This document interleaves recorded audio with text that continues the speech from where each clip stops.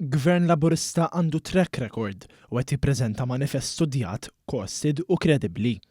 Dan ħareġ waqt dibattitu ieħor mtella mill-Awtorità tax-Xandir u li fih ipparteċipaw il-Ministri Jonathan Attard u Miriam Dalli.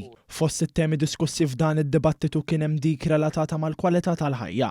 Kien hawn il-Ministru Attard fakkar f'dak li qed jippreżenta il-Partit Laburista. L-aspett tal-kwalità tal-ħajja, il-well-being taċ-ċittadini tagħna huwa ċentrali anke fil-mod kif qed innersqu l qudiemkom l-elettorat Malti. Fil-fatt, il-Partit Laburista ma kienx biss l-ewwel partit illi kien iressaq proposti konkreti bil-costings u anke iż-żmien, it-timeframes li fihom se jwettaqhom, imissa morna part pass-ultri. Din l-elezzjoni qed nersqu qudiemkom b'aspett innovattiv ġdid, l-aspett tal-well-being index. U dan huwa aspett għaliex aħna rridukom iżommuna kontabbli ta' dak li nikkommettu li ħanwettqu.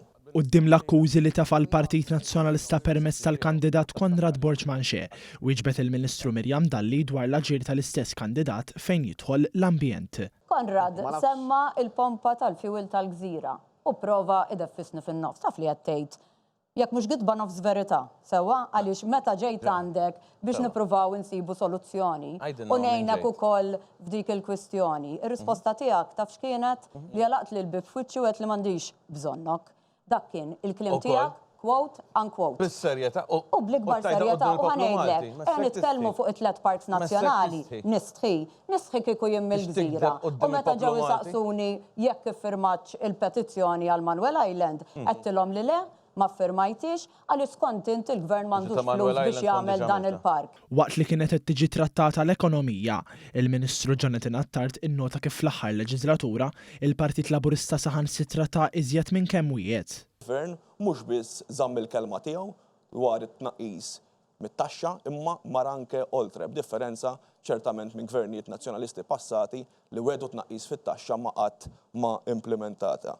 Ekonomija li waslet ukoll biex 8 minn kull 10 Maltin isibu impjieg fir-rwol maniġerjali jew fir-rwoli tekniċi. U mbagħad ikollok il-Partit Nazzjonalista li jgħidulna li rridu nbidlu l-ekonomija tagħna. L-istess partit li llum konċidenza għażel dan is-suġġett imma wkoll rajna f'din il-kampanja elettorali kap tal-oppożizzjoni li tfixkel meta mistoqsi dwar il-fiscal forecast. Fl-aħħar net il-Ministru Miriam Dalli spjegat li l-għażla li se jkollu l-poplu qudiemu nhar 30 ta' Mejju li ġej. L-għażla hija bejn-Prim Ministru Robert Abela li jaf sew x'jiġifieri tmexxi pajjiż.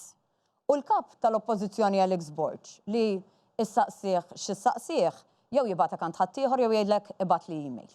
L-għażla hija bejn tmexxija li żammet il-finanzi tal-pajjiż b'saħħithom u partit li kif diġà tkellimt lanqas biss kapaċi jmexxi il-finanzi tiegħu stess.